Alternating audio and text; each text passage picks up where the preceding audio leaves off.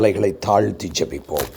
எங்களை நேசிக்கிற நல்ல தகப்பனே, இந்த நாளிலே உம்முடைய வார்த்தையை காணும்படியாய் நீர் எங்களுக்கு கொடுத்திருக்கிற எல்லா கிருபைகளுக்காக நன்றி செலுத்துகிறோம். ஆண்டவரே, நீர் எங்களோடு பேசும்படியாக நாங்கள் வேண்டி நிற்கிறோம். எங்களோடு கூட நீர் பேசும். எங்களை ஆண்டவரே நீர் மறைத்து கொள்ளும். பேசுகிற என்னையும் சரி, கேட்கிற இந்த வார்த்தையை எந்த வடிவில் கேட்கிற ஒவ்வொருவரையும் நீர் மறைத்து கொள்ளும்.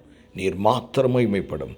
கர்த்தராகிய இயேசு கிறிஸ்துவின் மூலம் ஜெபம் கேளும் எங்கள் ஜீவனுள்ள நல்ல பிதாவே, ஆமென். எனக்கு அருமையானவர்களை, நாம் ஒரு தலைப்பின் கீழ் தான் நாம் சிந்தித்து கொண்டிருக்கிறோம். How God reveals his will. தேவன் தன்னுடைய சித்தத்தை எப்படி வெளிப்படுத்துகிறார் என்று அதுக்கு ஒரு முன்னுரை பார்க்கிறோம். அதற்கு பின்பு எப்பொழுது அவர் தம்முடைய சித்தத்தை நமக்கு வெளிப்படுத்துவார், எப்படி வெளிப்படுத்துவார் என்பதையும் நான் பார்க்க இருக்கிறோம். இதில் கிட்டத்தட்ட 5 செய்திகள் நாம் கேட்டிருக்கிறோம் இதுவரைக்கும். ஆமேன், ஆமேன். நாம் அந்த 6வது அந்த பாயிண்ட்டை, எப்பொழுது தேவன் அதை வெளிப்படுத்துவார் என்பதை நாம் பார்த்து நாம் கடந்து வருவோம். அதற்கு முன்பதாக நம்முடைய மைய வசனத்தை நம்ம எப்பொழுதுமே வாசிப்பது உண்டு. மத்தேயு 7ஆம் அதிகாரத்தில் நான் இன்றைக்கு என்ன செய்ய போகிறேன்னா, நம்ம 21ஆம் வசனம் தான் நம்முடைய மைய வசனம். நல்ல கவனிங்க. பரலோகத்தில் இருக்கிற என் பிதாவின் சித்தத்தின்படி செய்கிறவனே பரலோக ராஜ்யத்தில் பிரவேசிப்பானே, அல்லாமல் என்னை நோக்கி கர்த்தாவே கர்த்தாவே என்று சொல்லுகிறவன் அதில் பிரவேசிப்பதில்லை. அதில் தெளிவாக பார்க்கிறோம். பரலோகத்தில் இருக்கிற என் பிதாவின் சித்தத்தின்படி செய்கிறவனே. Hallelujah. It's very very important. பிரியமானவர்களே, நீங்கள் விரும்புகிறீங்களோ, நீங்கள் நம்புகிறீங்களோ, நீங்கள் நம்பலையோ, நீங்கள் விரும்பலையோ, நீங்கள் பிறந்த நாள்லேருந்து ஒரு நாள் வரைக்கும் வாழ்ந்து இந்த பூமியை விட்டு நீங்களும் நானும் கடந்து போயிடுவோம். அதற்கு பின்பு அவர் என்ன செய்ய நினைத்திருக்கிறாரோ, கிருபையினாலே நாம் என்ன அவருக்காக செய்திருக்கிறோமோ இவைகள் தான் நிலை நிற்கும். ஆமேன். நல்லா தெரிஞ்சுக்க. ஹல்லேலூயா. நன்றியோடு ஆமேன். கர்த்தர் மகிமைப்படுவாராக. நல்லா தெரிஞ்சுக்கிங்க. ஆமேன், ஆமேன். சொல்லுவாங்க, அதாவது சாகிற வரைக்கும் எதெல்லாம் நம்ம வச்சிருக்கிறோமோ அது நம்ம கூட வராதான். நாம் சாகிறதுக்கு முன்பதாக எவைகளெல்லாம் விட்டு விட்டோமோ அதெல்லாம் நமக்கு மரணத்திற்கு பின்பு வருமா. ஹல்லேலூயா. ரொம்ப simple. It's very very simple. I am telling you. The things that you hold on unto your death will not come with you. But the things that you lose for the kingdom of God and for the mercy of other people, that will come with you to the end. Amen. Even after death. நாம் மரணிக்கிறதற்கு முன்பதாக நாம் எவைகளையெல்லாம் பிறருக்காகவும் கிறிஸ்துவுக்காகவும் இழக்கிறோமோ அது போல நம்ம கூட வருமா. நீங்கள் எப்பவுமே தீர்மானம் பண்ணிக்கங்க. Amen. That's the will. Amen. அது தெய்வ சித்தம். பிரியமானவர்களே, ஆனால் இந்த கான்டெக்ஸ்ட்டை உங்களுக்கு நான் சொல்லிக் கொடுக்க விரும்புகிறேன். இந்த மத்தேயு 7:21 மட்டும் நம்ம வாசிக்கிறதுக்கு முன்னாடி நான் இப்போ என்ன செய்ய போகிறேன்னா 13ஆம் வசனத்திலிருந்து நான் வாசிக்க போகிறேன். கவனமாய் கேளுங்கள். ஆமேன். மத்தேயு 7ஆம் அதிகாரம் 13ஆம் வசனம்.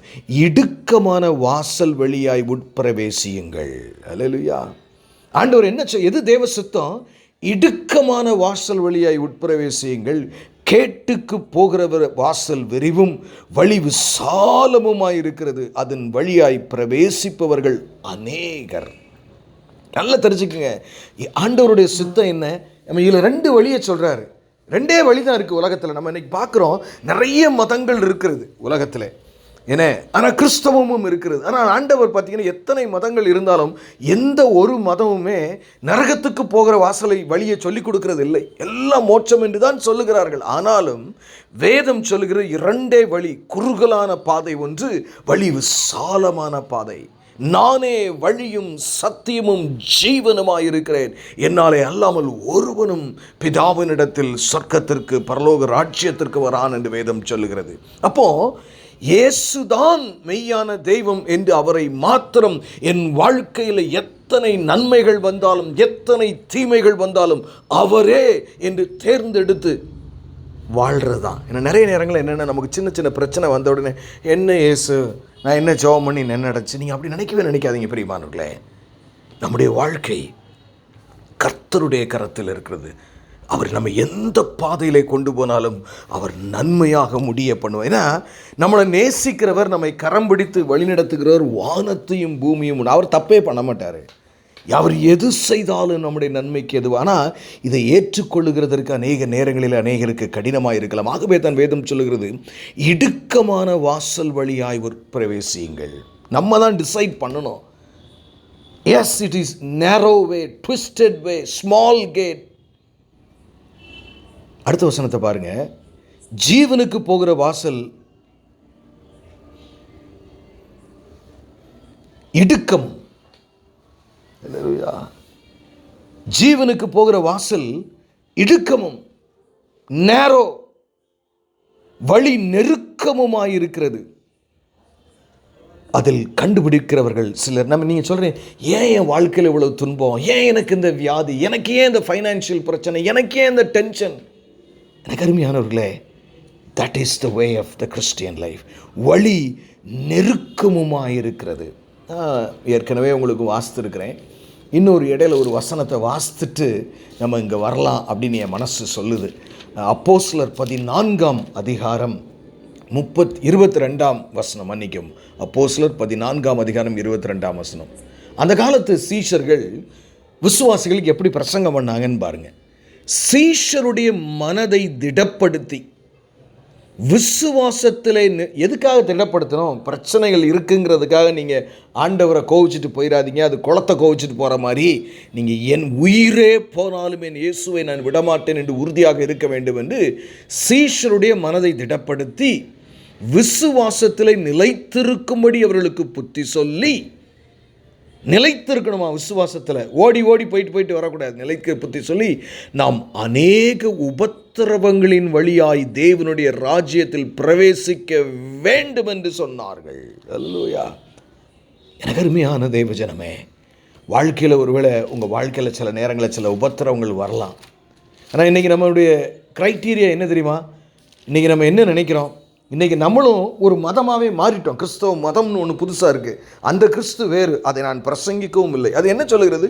இந்த உலகத்தில் நீ நல்லா இருப்பதற்காக இயேசுவை தேடு அப்படின்னு சொல்லி கொடுக்கறது ஒரு மதமான காரியம். நிச்சயம் அவர் இந்த பூமியில் உங்களை நல்லா தான் வச்சுருப்பார், அதில் எந்த சந்தேகம் இல்லை. ஆனால் இம்மைக்கானவைகளுக்காக மாத்திரம் நாம் கிறிஸ்துவை தேடுவோமானால் நாம் இந்த குறுகலான பாதை வழியாய் நாம் வருகிறவர்களாக இருக்க மாட்டோம். பிரியமானவர்களே, தட் இஸ் காட்ஸ் வில். என்னுடைய வாழ்க்கையில் தேவ சித்தம் என்ன என்று நீங்கள் பார்த்தால் 13ஆம் வசனம், இடுக்கமான வாசல் வழியாய் உட்பிரவேசியுங்கள், கேட்டுக்கு போகிற வாசல் விசாலமாக இருக்காங்க. அல்லேலூயா. விரிவாயும் வழி விசாலமாக இருக்கிறது, அதில் வழியாய் பிரவேசிப்பவர்கள் அநேகர். 14ஆம் வசனத்தை பாருங்க. ஜீவனுக்கு போகிற வாசல் இடுக்கமும் வழி நெருக்கமுமாய் இருக்கிறது, அதை கண்டுபிடிக்கிறவர்கள் சிலர். நீயும் அந்த சிலரில் ஒருவனாக இருக்க வேண்டும் என்று கர்த்தராகிய இயேசு இப்பொழுது அழைக்கிறார். அல்லேலூயா. நம்ம என்றைக்குமே என்னமோ நம்ம நிரந்தரமாக பூமியில் வாழ்கிற மாதிரியே நமக்கு ஒரு எண்ணம் இருக்குல்ல. It's absolutely absurd. Even though நமக்கு நல்லா தெரியும் நம்ம என்னைக்கா ஒரு நாள் செத்து தான் போகணும், எல்லாருக்கும் தெரியும். இருந்தாலும் இல்லை, எனக்கு இன்னும் அது வேணும் இது வேணும், அதே தான் நாம் சிந்தித்து கொண்டிருக்கிறோம். நிச்சயம் அவர் உங்கள் இவைகள் உங்களுக்கு தேவை என்று உங்கள் பரமபிதா அறிந்திருக்கிறார். முதலாவது தேவனுடைய ராஜ்யத்தை தேடுங்க, அதுதான் தேவ சித்தம். 15ஆம் வசனம் பாருங்க. கள்ள தீர்க்கதரிசிகளுக்கு எச்சரிக்கையாயிருங்கள், அவர்கள் ஆட்டுத்தோலை போர்த்தி கொண்டு உங்களிடத்திலே வருவார்கள், உள்ளத்திலோ அவர்கள் பட்சிக்கிற ஓநாய்கள். இந்த கள்ள தீர்க்கதரிசிகள்கிட்ட எச்சரிக்கையாக இருக்கிறது தேவ சித்தம். நீ கவனமாக தான் இருக்கணும். ஏன்னா நிறைய என்ன சொல்கிறாருன்னா, அவங்க இந்த குறுகலான பாதையை பற்றியே பேச மாட்டாங்க, வழி விசாலமான பாதையை மட்டும். எந்த கான்டெக்ஸ்டில் அதை சொல்கிறாருன்னு பாருங்க. they will never teach you, வாங்க அப்படி அள்ளி அள்ளி கொட்டி கொட்டி கொடுப்பார் இயேசு கிறிஸ்து என்பதை மாத்திரம் சொல்லுவார்கள். அதாவது கிறிஸ்துவினுடைய ஒரு முகத்தை மாத்திரம் தான் அவர்கள் சொல்லி விளக்கி காட்டுவார்கள். நிச்சயம் அவர் உங்களையும் என்னையும் ஆசீர்வதிக்கிற கர்த்தர், எந்த மாற்றமும் இல்லை. பிரியமானவர்களே, கர்த்தருக்கு சித்தமானது ஒரு கையினால் வாய்க்கும், அவருடைய பாதை நெய்யாய் பொழியும், எந்த மாற்றமும் இல்லை. ஆனால் நம்முடைய இருதயத்தில் எனக்கு என்ன சூழ்நிலை வந்தாலும் நான் இயேசுவை நேசிக்கிறேன். பாருங்கள், எடுத்து பாருங்களேன், நமக்கு டைம் இல்லை. அவர்கள் 16ஆம் வசனம், அவர்களுடைய கனிகளினாலே அவர்களை அறிவீர்கள், முச்செடியிலே திராட்சை பழங்களையும் முட்பூண்டுகளிலே அத்திப்பழங்களையும் பறிக்கிறார்களா? அப்படியே நல்ல மரமெல்லாம் நல்ல கனி கொடுக்கும், கெட்ட மரமோ கெட்ட கனிகளை கொடுக்கும். ஒரு மனுஷனை அறியணும்னா அவர்கள் கொடுக்குற கனியிலேயே நீங்கள் அறிஞ்சிடலாம். அல்லேலூயா. நான் கிறிஸ்தவன், நான் ஊழியம் செய்கிறேன், நான் பாட்டு பாடுறேன், நான் பிரசங்கம் பண்ணுறேன், நான் காணிக்கை கொடுக்குறேன், நான் அந்நிய பாஷையில் நிரம்பி ஜெபிக்கிறேன், இதெல்லாம் பெரிய அடையாளமே கிடையாதுங்க. அது யார் வேணாலும் செய்யலாம். கனிகள். ஹல்லேலூயா. நீங்களும் கடவுள் உங்களுடைய வாழ்க்கையில் வைத்திருக்கிற சித்தம் என்னென்னா, கனி கொடுக்கிறவர்களாக இருக்க வேண்டும். ஒரு கொய்யா பழத்தை எடுத்தாலும் அது மனம் வீசும், டேஸ்ட்டாக இருக்கும். அதை கொய்யாப்பழமாக ஒருத்தன் அனுபவிக்கணும்னு அது செத்து போயிடும். அது உருக்குலைந்து கொண்டே வரும் அவன் கடிக்க கடிக்க. நீங்கள் அதற்கு ஆயத்தமாக இருக்கிறீர்களா பிரியமானவர்களே? ஆமேன். பாருங்க, அடுத்து, நல்ல மரம் கெட்ட கனிகளை கொடுக்க மாட்டாது, கெட்ட மரம் நல்ல கனிகளை கொடுக்க மாட்டாது. நல்ல கனி கொடாத மரமெல்லாம் வெட்டுண்டு அக்கினியிலே போடப்படும். நல்லா தெரிஞ்சுக்கங்க, தேவ சித்தம் செய்யலைன்னா, நாம் கனி கொடுக்கலன்னா வெட்டுண்டு அக்கினியிலே போடப்படும். நிச்சயமாக அது நடக்குங்க. அந்த கான்டெக்ஸ்டில் தான் மத்தேயு 7:21 சொல்கிறார். ஆமேன். பாருங்கள், அடுத்து, ஆதலால் அவர்கள் கனிகளினாலே அவர்களை அறிவீர்கள் சொல்லிட்டு, பரலோகத்தில் இருக்கிற என் பிதாவின் சித்தத்தின்படி செய்கிறவனே பரலோக ராஜ்யத்தில் பிரவேசிப்பானே, எல்லாமே என்னை நோக்கி கர்த்தாவே கர்த்தாவே என்று கூப்பிடுகிற அதில் பிரவேசிப்பதில்லைங்கிறார். நீ கனி கொடுக்கணும், அதுதான் என் சித்தம். நீ கனி கொடுக்கணும், அதுதான் என் சித்தம். நீ கனி கொடுக்காவிட்டால் என்னுடைய சித்தம் என்னென்று நான் உனக்கு சொல்லட்டுமா? நீ வெட்டப்பட வேண்டும் என்று வேதம் நமக்கு சொல்லுகிறது. எவ்வளவு ஒரு பரிதாபமான, வானத்தையும் பூமியும் உண்டாக்கினவருடைய வார்த்தைகளை பாருங்கள் பிரியமானவர்களே. நம் நலனுக்காக அவைகள் எழுதப்பட்டிருக்கின்றன. 22ஆம் வசனத்தை பாருங்க.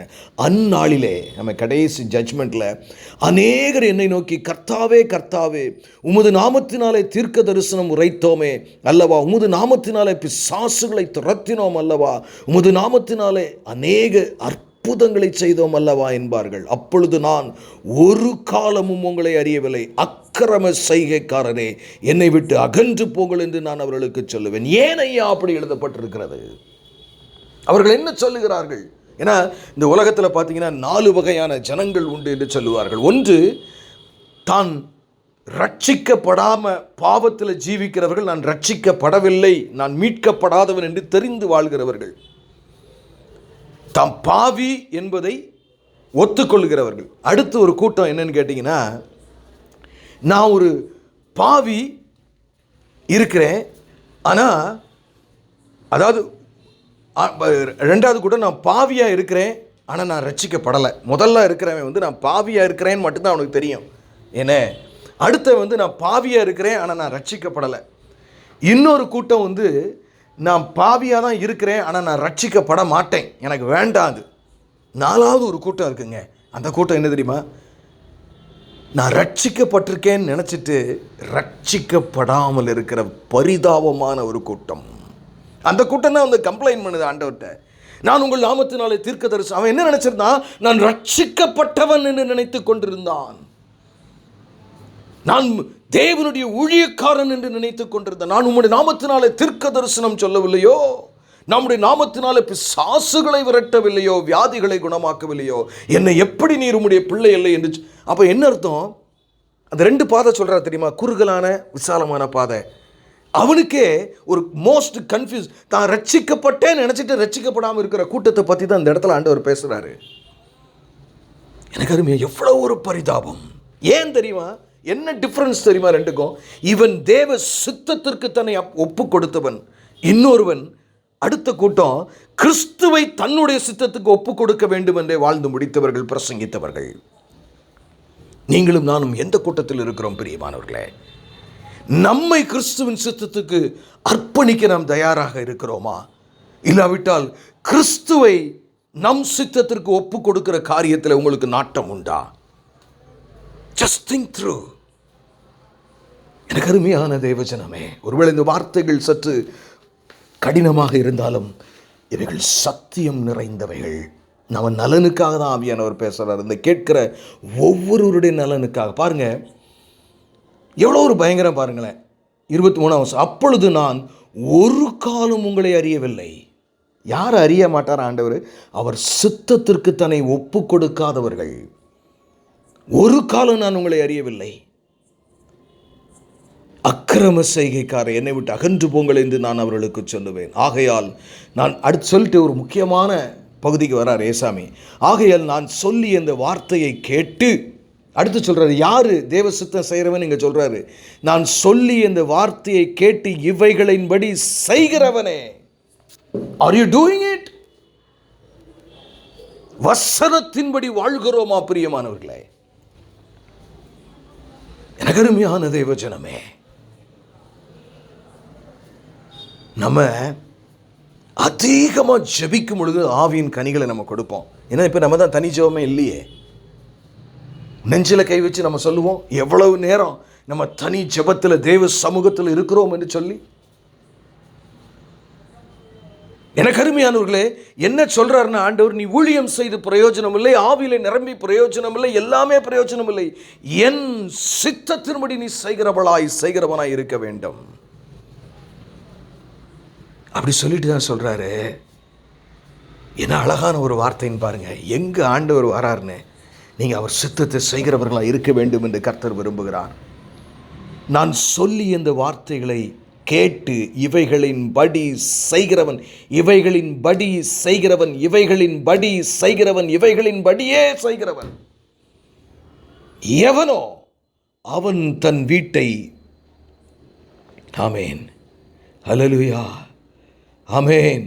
எவ்வளவு பெரிய ஒரு காரியம் என்று பாருங்கள் பிரியமானவர்களே. ஆமேன். எவ்வளோ பெரிய காரியம் அல்ல, யோசிங்க. எவ்வளோ பெரிய காரியம். அவனை கன்மலையின் மேல் தன் வீட்டை கட்டின புத்தி உள்ளவன். எது தேவ சித்தம்? வசனத்தின்படி வாழ்கிறவனை ஆண்டவர் சொல்கிறாரு, அதுதான் என் தேவ சித்தம், நீ அப்படி செய்தேன்னா. அங்கேயும் ரெண்டை தான் சொல்கிறாரு. கன்மலையின் மேல் கட்டின வீடு, மணலின் மேல் கட்டின வீடு. அடுத்து சொல்கிறாரு பாருங்க, தன் வீட்டை கட்டின புத்தியுள்ள மனுஷனுக்கு ஒப்பிடுவேன். பெருமழை சொரிந்து பெருவெள்ளம் வந்து காற்று அடித்து அந்த வீட்டிலே மோதியும் சோதனை நிறைய வரும், அது விழவில்லை, ஏனெனில் அது கன்மலையின் மேல் அஸ்திபாரம் போடப்பட்டிருந்தது. ரெண்டுக்குமே சோதனை வருங்க. மணலில் கட்டினாலும் வரும். நீங்கள் நினைக்கிற மாதிரி உலகத்தானுக்கு எந்த பிரச்சனையும் இல்லைன்னு நினைக்காதீங்க. அவன் நமக்காவது ஒரு ஆறுதல், நிம்மதி, தேவ நடத்துதல், ஒரு இரக்கம், அவருடைய வல்லமை உண்டு. அவனுக்கு அது கூட கிடையாது. பாருங்கள், நான் சொல்லி அந்த வார்த்தைகளை கேட்டு இவைகளின்படி செய்யாதிருக்கிறவன் எவனோ, அதான் என் சித்தத்தின்படி செய்யாத எவனோ, அவன் தன் வீட்டை மணலின் மேல் கட்டின புத்தி இல்லாதவனுக்கு ஒப்பிடுவான். பெருமழை சொரிந்து பெருவெள்ளம் வந்து காற்று அடித்து, அதே பிரச்சனை இவனுக்கு வருது. அந்த வீட்டில் மேல் மோதின போது அது விழுந்து முழுவதும் அழிந்தது என்றார். ஹல்லேலூயா. எனக்கு அருமையானது. The context in which we are talking is this: you should be submitting yourself to the will of God. நீங்கள் உங்களை முழுமையாக ஆண்டவருக்கு ஒப்பு கொடுத்துட்டீங்களா? இல்லை உங்கள் பிரயோஜனத்திற்கு இயேசு வர வேண்டும் என்பதே உங்களுடைய சர்ச்சுக்கு போகிறது நீங்கள் அதுதான் போகிறீங்களா? When I go to the church, நான் தசம பாகம் கொடுத்து விட்டால், நான் ஆண்டவருடைய ஊழியத்தை செய்து விட்டால், எனக்கு நான் eliminate that. இனி நான் அல்ல. அப்பா, நீங்கள் என்னை எந்த பாதையிலப்பா நடத்த போறீங்க? ஒவ்வொரு தடவை உபத்திரவங்கள் உங்களை கடந்து வரும்போதும் நீங்கள் என்ன தெரியுமா நினைக்கணும்? ஒரு 70mm சினிமா வீட்டில் உட்காந்து பார்க்குற மாதிரி, எங்கள் அப்பா ஒரு பிரச்சனை வந்திருக்குடா, எங்கள் அப்பா என்னை இதில் இருந்து எப்படி வெளியே கொண்டாடுறன்னு நான் பார்த்து ரசிக்க போகிறேன். இயேசு என்னை எப்படி கரம் பிடித்து என் வாழ்க்கையில தூக்கி நிறுத்தப் போகிறார் என்பதை, என் தேவனுடைய மகிமை எவ்வளவு பெரிதாக இருக்கும் என்று நான் பார்த்து பார்த்து கவனித்து ரசித்து அதை அநேகருக்கு சாட்சியாய் சொல்லுவேன் என்று வாழ்வதுதான் தெய்வ சித்தம். நம்ம இதுவரைக்கும் அப்படி ஒரு அறிமுகத்தை பார்த்துட்டு, இதுவரைக்கும் பார்த்தீங்கன்னா எப்பொழுது தேவன் தம்முடைய சித்தத்தை வெளிப்படுத்துவார் என்று நாம் பார்க்கிற வேளையில் பார்த்தீங்கன்னா, நம்ம கடைசி என்ன பார்த்தோன்னா ப்ராவர்ப்ஸில் பார்த்தோம். என்ன, உன் முழு இருதயத்தோடும் கர்த்தர் மேல் நம்பிக்கை வைத்து, அதில் 5-6 அப்படி தான். அப்போ தான் அவர் உன் பாதையை செவ்வாய்ப்படுத்துவார். உன் வாழ்க்கையில் தேவ சித்தம் இல்லாதெல்லாம் எடுத்து போட்டு தேவ சித்தத்தின் சரிப்படுத்துவார். அப்போ உன் முழு இருதயத்தோடும் கர்த்தர் மேல் நம்பிக்கை, அதாவது trusting God at all times. ஆமேன், ஆமேன், ஆமேன், ஆமேன். அது ரொம்ப ரொம்ப ரொம்ப ரொம்ப ரொம்ப ரொம்ப முக்கியமான காரியம். அதாவது ட்ரஸ்டிங் இஸ், அதாவது இப்போ ஃபார் எக்ஸாம்பிள் நீங்கள் பேசும்போது சொல்லுவீங்களே, என்னை நம்புறல நீ, நான் இம்மீடியட், ஏன்னா அங்கே வந்து என்ன, ஆமாம் நான் உங்களை, அப்போ நீ செய்யாத, அப்போ என்ன செய்யணும், அதாவது ஹேண்டிங் ஓவர். நீங்கள் யார்கிட்ட கொண்டு உங்கள் காரை சர்வீஸ் கொடுவீங்க? உங்களுக்கு எந்த மெக்கானிக் மேலே, எந்த சென்டர் மேலே நம்பிக்கை இருக்கோ அவங்க மேலே தான் விடுவீங்க. ஒருத்தன்ட்ட வந்து எனக்கு அந்த ஆளை பார்த்தாலே அந்த ஆள் மேலே நம்பிக்கை இல்லைன்னு சொன்னால் அவர்கிட்ட ஏதாவது கொண்டு போய் கொடுப்பீங்களா?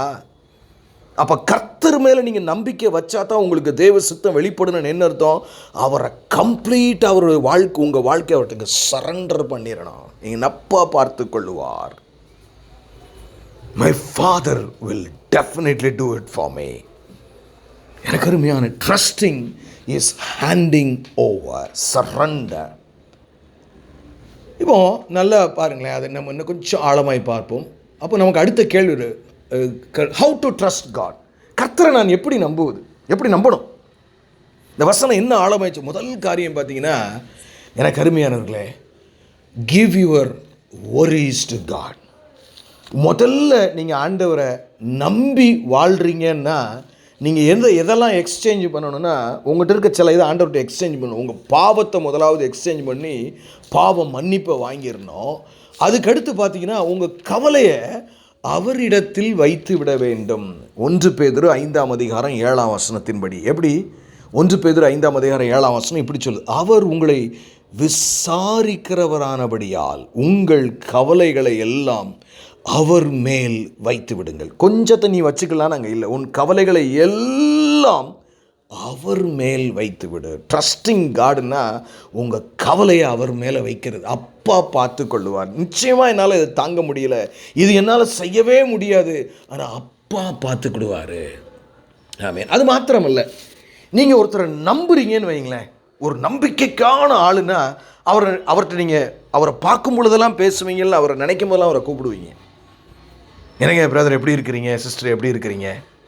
ஸோ இந்த ட்ரஸ்டினுடைய 2வது சக்கரம் என்னன்னு கேட்டிங்கன்னா, கம்யூனிகேஷன் வித் காட். தேவனோடு பேச ஆரம்பிப்பீர்கள். You will be talking with God. Amen. நீங்கள் பேசுவீங்க. You will be communicating with God regularly. ஒழுங்காகவும் கிரமமாகவும் சரியாகவும் அவரோடு நீங்கள் பேசிக்கொண்டே இருப்ப. அப்படி பேசுகிறவன் தான் அவரை முழுமையாக நம்புகிற. அவர்கிட்டே பேசுகிறவே மாட்டார் அவர், ஆனால் அவர் நம்புகிறவரா இல்லவே இல்லை. டெஃபினெட்லி உங்கள் பிள்ளைகளை எடுத்துக்கங்களேன், உங்கள் வீட்டில் அப்பா அம்மாவை நம்புங்க. எப்பப்பா கொஞ்ச நேரம் சும்மா இருப்பா நீ, எங்களால் அந்த டேடி வந்து ஒரு நியூஸ் பேப்பர் படிச்சுட்டு இருக்கேன், கொஞ்சம் அது விடாது. ஆனால் டேடி அதான், ஏன்னா they trust you, they will always communicate with you. நாம் எப்படி இருக்கிறோம் பிரியமானவர்களே? நீங்களும் நானும் கர்த்தரை நம்புகிறவர்களாக இருக்கிறோமானால் அவரோடு கூட ரெகுலரான தொடர்பு. அடுத்து மாத்திரமல்ல, பார்த்தீங்கன்னா 3வது காரியம், நீங்கள் அவரை நம்புறீங்கன்னா you should follow God's wisdom. தேவ ஞானத்தை பின்தொடர்ந்து போவீங்க. அல்லேலூயா. தேவ ஞானத்தால் நிறைந்து காரியங்களை செய்வீர்கள். உங்கள் ஞானத்தை நம்ப மாட்டீங்க. எனக்கெல்லாம் எல்லாம் பெரிய அனுபவம் கிடையாதப்பா, நான் அவர் எனக்கு என்ன சொல்லித்தராரோ, அவர் ஒருவேளை ஒரு 2 மணி நேரம் இதை படி டெய்லி, அதுக்கப்புறம் நான் உன்னை ஒவ்வொரு நாளும் வழி நடத்துவேன் சொல்லலாம். உனக்கு செருப்பு இருக்குல்ல, அதை போடு, வா என் கூட வா, நான் உன்னை அப்படியே கூப்பிட்டு போகிறேன். ஒவ்வொரு சோகமான முகங்களையெல்லாம் நான் உன்னால் ஒரு 1/2 மணி நேரம் எனக்கு கொடுக்க முடியுமா? நீ எனக்கு அருமையானவர்கள், இன்றைக்கும் தேவன் அநேகரை பயன்படுத்தாததற்கு பிரதானமான காரியம் அன்அவைலபிலிட்டி. நம் தேவனுக்கு நேரமே இல்லை. இன்னைக்கு நான் அடிக்கடி நினைப்பேன், இப்போ நான் நினைக்கிறேன் என்னென்னா, நான் அப்படி தான் நினைக்கிறேன், பிசாசு தான் நம்மளை எல்லாரையும் அப்படி பணத்தாலையும் செல்வத்தாலையும் நிறைக்கணும்னு நினைக்கிறான். ஏசாமி தான் ஒருவேளை அதை தடுக்கிறாரோ அப்படின்னு கூட நான் நினைக்கிறேன். ஏன்னு கேளுங்களேன், இப்போ இந்த லைனில் இருக்கிறீங்களே, உங்கள் எல்லாத்துக்கும் ஒரு 1000 கோடி கொண்டு போய் நாளைக்கே நான் கொடுத்துட்றேன்னு வைங்களேன், எழுதி சொல்கிறேன், 2வது நாள் யாருமே இந்த லைனில் வரமாட்டீங்க. யாருமே நம்ம ஊழியம் செய்ய மாட்டோம். ஏன்னா அந்த 1000 கோடியை மேனேஜ் பண்ணுற பொறுப்பு அப்பா எனக்கு கொடுத்தாரு. எனக்கு 100 கார் இருக்குது, அந்த வேலைக்காரனுக்கு சம்பளம் கொடுக்கணும், அங்கே போய் ஃபாரினில் அதை வாங்கணும், இங்கே போய் இதை வாங்கணும். Nobody will come. When I personally believe Satan wants to give. ஆனால் இயேசு கிறிஸ்து என்ன சொன்னா, நீ என்னை மட்டும் வணங்கிரு, இந்த உலகத்தில் உள்ள எல்லா மேன்மையும் மகியும் நான் உனக்கு போ அப்பாலவே சாத்தானே, ஏன்னா யாருக்கிட்ட அது வேணும்னாரு. In fact, Satan wants to bless you, and God says, no, my children has to go through this narrow way. இந்த குறுகலான பாதை வழியாய் என் ஜனங்கள் செல்லுவார்களானால் அவர்கள் என்னையும் அறிந்து கொள்வார்கள், அவருடைய வாழ்க்கை முறை ஆதாயப்படுத்திக் கொள்வார்கள். இருக்கக்கூடும், நான் அறியேன் பிரியமானவர்களே. சிந்தித்து பாருங்கள். அப்போ follow the wisdom of God. வசனம் என்ன சொல்லுது? கர்த்தர் இந்த விஷயத்தில் என்ன சொல்றார்? எனக்கு 1000 ஆசை இருக்கலாம். சரியா ஒரு காரியத்தில், குடும்பத்தில், என் வாழ்க்கையில், வியாபாரத்தில் ஒரு குழப்பம் வருகிறது, என் குடும்ப உறவுகளிலே குழப்பம் வருகிறது. நான் இப்படி செய்ய போகிறேன், நான் அங்கே போலீஸ் ஸ்டேஷன் கூட போகிறேன், நான் லாயர்கிட்ட போடுறேன், நான் அங்கே போகிறேன், என்னன்னாலும் நம்ம நினைக்கலாம். ஆனால் கர்த்தர் என்ன சொல்லுகிறார்? இன் எவ்ரி டெசிஷன் நம்ம என்ன தெரியுமா? நம்ம பயத்தின் அடிப்படையில் நம்ம டெசிஷன் எடுப்போம், நம்ம விசுவாசத்தின் அடிப்படையில் டெசிஷன் எடுப்போம். இல்லைனா இங்கேருந்து அங்கே போனால் 1000 ரூபா ஆகும், என்கிட்ட இருக்கிறதே 1500 ரூபா, வேண்டாம். நம்ம டெசிஷன் எல்லாமே அப்படி தாங்க இருக்கும். ஆனால் கர்த்தர் 1500 ரூபா இருக்குல்ல, 1000 ரூபா எடுத்துகிட்டு போ, நான் சொல்கிறேன் நீ அப்படி சொல்லக்கூடும். எஸ். அப்போது நீங்கள் ஆண்டவரை நம்புறீங்கன்னா நீங்கள் you should be following God's wisdom. 4வது, நான் என் நோட்ஸில் எழுதி வச்சுருக்கேன் அப்படி. ஆமென். லிவ் இன் கம்யூனியன், அதாவது ஃபெலோஷிப். எவ்வளவு பெரிய ஆளாக நீங்கள் இருந்தாலுங்க, ஆண்டவரை நம்புகிற ஆளாக இருந்தாலும், சில நேரங்களில் உங்களுக்கே யாருமே இல்லாமல் புழுவை போல துடிக்கிற சூழ்நிலைகள் வரக்கூடும். அப்போது உங்கள் பக்கத்தில் இருக்கிற கவலைப்படாதீங்க. இங்கே ஆண்டவர் நிச்சயம் எங்கிட்ட ஆண்டவர் பேசினாருங்க, இந்த வார்த்தையை கொடுக்குறாருங்க, நீங்கள் கவலைப்படாதீங்க, நாங்களாம் உங்களுக்காக ஜெபிக்கிறோம். ஒருவரை ஒருவர் தூக்கி, ஏன்னா நீங்கள் கர்த்தரை ட்ரஸ்ட் பண்ணுறீங்கன்னா you should B in a fellowship. Hallelujah. You should always be in fellowship. நிறைய நேரங்களில் நீங்கள் இந்த இணைப்பில், இந்த ஃபெலோஷிப்பில் நீங்கள் இருக்கணும் சொல்வதற்கு அடிப்படை இதில் இருக்கணுங்கிறதுக்காக நான் பிரசங்கிக்கவில்லை பிரியமானவர்களே. இவைகள் உங்களுக்கு அவசியம். இன்றைக்கு ஒருவேளை அவசியம் இல்லாமல் இருக்கலாம். ஆனால் வேதனைகளும் சோதனைகளும் வரும்பொழுது நீங்கள் கர்த்தரை நம்புறீங்கனாலே, அதாவது திருடன் கூட அவனுக்கு தெரியும், நீ திருடன் தானே, ரைட்டு, நீ எப்படி திருடுற, நீ அந்த இடத்துல என்ன செய்வே, உனக்கு ஒரு பிரச்சனை இருந்தால் என்ன செய்வே, அவனுக்குள்ள கூட ஒரு அசோசியேஷன் வச்சுருப்பான். கண்டிப்பாக பிச்சைக்காரங்களுக்கு கூட அசோசியேஷன் இருக்குது. The right minded people will always have a club. நம்ம கர்த்தரை நம்புகிறோம் நீங்கள் சொன்னீங்கன்னா, என்னை பொறுத்தவரையில் ஒரு ரைட் கைண்ட் ஆஃப், அதாவது நான் என்னென்னா உங்கள் ஆவியோடு ஒத்து போகிறவர்கள். அதுக்காக எங்கேயோ போய் நீங்கள் சேரணும்னு சொல்லலை.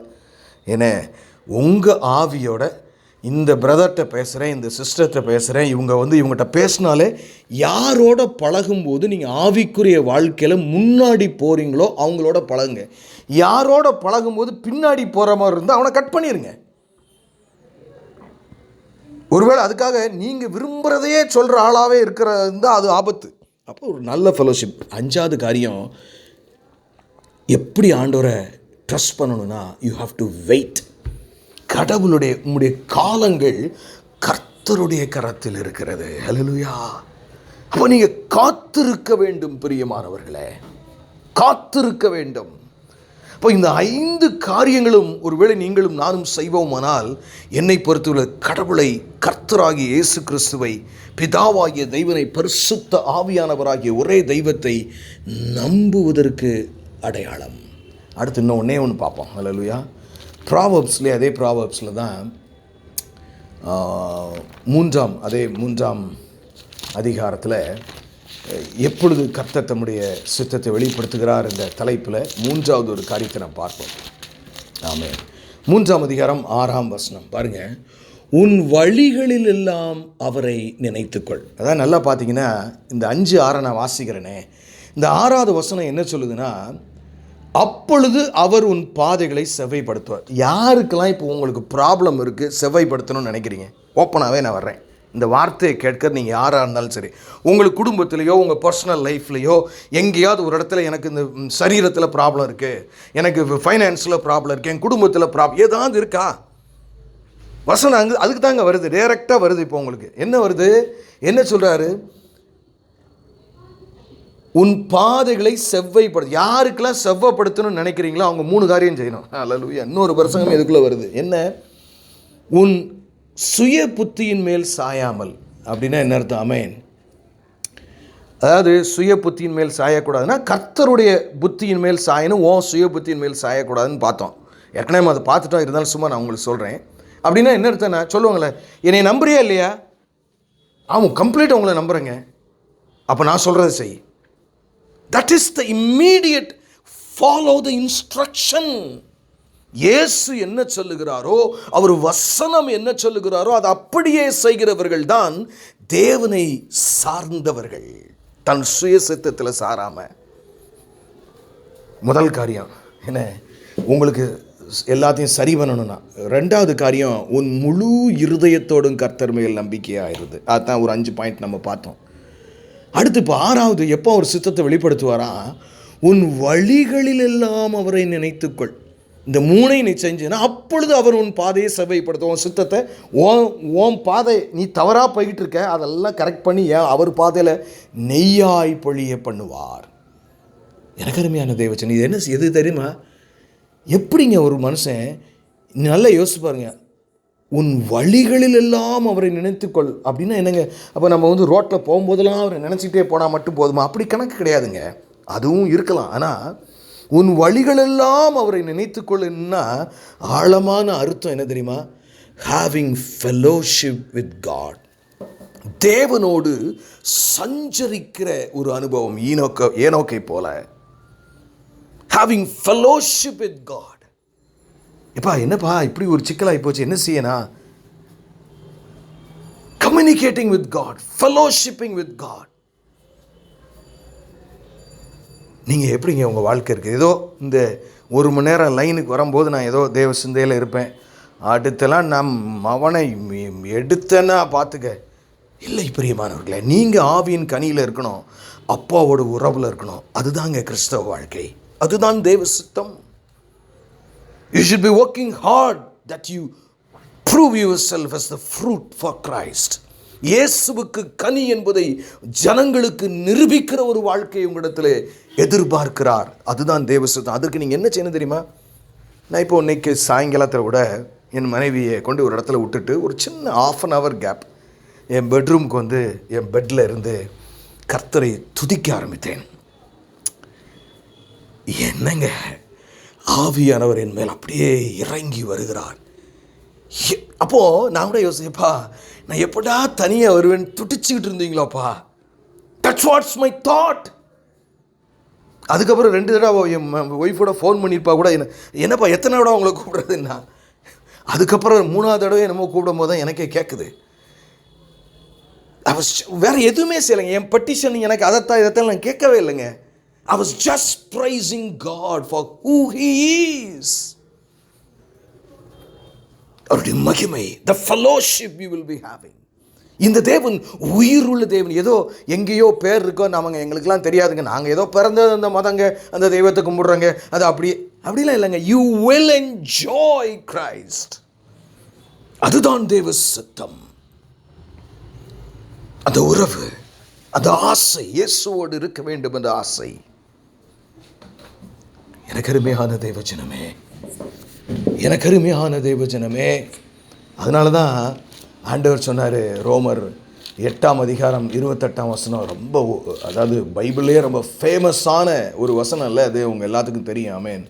அந்த வசனம் என்னச்சு? அன்றியும் அவருடைய தீர்மானத்தின்படி அழைக்கப்பட்டவர்களாய் தேவனிடத்தில் அன்பு கூறுகிறவர்களுக்கு சகலமும் நன்மைக்கு எதுவாகவே நடக்கிறது. ஆண்டவர் உங்கள் வாழ்க்கையை ஆளுகை செய்கிறார். ஏதோ கஷ்டம் வந்த உடனே விட்டுட்டு எங்கிட்ட போயிட்டாருன்னு நினச்சி தப்பாக நினச்சிடாதீங்க. அப்போ தான் ரொம்ப பக்கத்தில் இருக்கிறாரு. நான் ஏற்கனவே சொன்னது மறந்துடாதீங்க. பிசாசு தான் உங்களை செல்வத்தையும் உங்களை உயர்த்தி அப்படியே கடவுளை விட்டு தூரமாக கொண்டு போகலான்னு நினைப்பான். ஆனால் ஆண்டவர் வந்து தாய் மாதிரி இருந்து, என் மகனுக்கு ஒரு சின்ன கட்டி காலில் இருக்குது டாக்டர், அவன் வலிச்சாலும் பரவாயில்ல, நீங்கள் ஒரு அனஸ்தீசியை கொடுத்துற கட் பண்ணிடுங்க, அவன் எதிர்காலத்துக்கு அந்த கட்டி நல்லதல்ல என்று சொல்லுவாள். அதுதான் கிறிஸ்து. உங்களுடைய வாழ்க்கையின் பிரச்சனைகளுக்கு இவைகளே இதே விடை. எனக்கு அருமையானவர்களே, என்றைக்கு உங்கள் வழிகளெல்லாம் அவரை நினைத்துக் கொள்வீர்களோ அப்பொழுது அவர் தம்முடைய சித்தத்தை உங்களுக்கு வெளிப்படுத்துவார். கண்களை மூடி நாம் ஜெபிப்போம். எங்களை நேசிக்கிற நல்ல தகப்பனே, நீ தந்த நல்ல வார்த்தைக்காக நன்றி செலுத்துகிறோம். நீர் எங்களோடு பேசி இருக்கிறீரப்பா. நாங்களும் எங்களுடைய ஆசைக்காக உம்மிடத்தில் வருகிறோமா? உம் சித்தம் செய்ய அர்ப்பணிக்க உம்மிடத்தில் வருகிறோம் ஆண்டவரே. இதுவே ஒரு கேள்விக்குறியா இருக்கிறது. இன்னைக்கு இடங்களிலும் அவைகளை பிரசங்கிக்கப்படுகிறது. அப்படி சொல்லாவிட்டால் அவன் ஊழியனே இல்லை, அவனுக்கு யாரும் காசும் கொடுக்க மாட்டார்கள். ஆகவே வேறு வழி இல்லாமல் அநேகர் அப்படி சொல்லுகிறார்கள் ஆண்டவரே. ஆனால் நாங்களோ அதை சொல்லுகிறதில்லை. அப்பா, உம்முடைய வசனத்தை எங்களோடு பேசினீர், அதற்காக நன்றி செலுத்துகிறோம். இந்த வார்த்தையை யார் எந்த வடிவில் எங்கிருந்து கேட்டாலும் அவர்களை சித்தம் செய்கிறவர்களாய் நீர் மாற்றுவீர் என்று நம்பிக்கையோடு உம்முடைய சமூகத்திலே ஸ்தோத்தரித்து ஆண்டவரே ஜெபிக்கிறேன், எங்கள் ஜீவனுள்ள நல்ல பிதாவே, ஆமென்.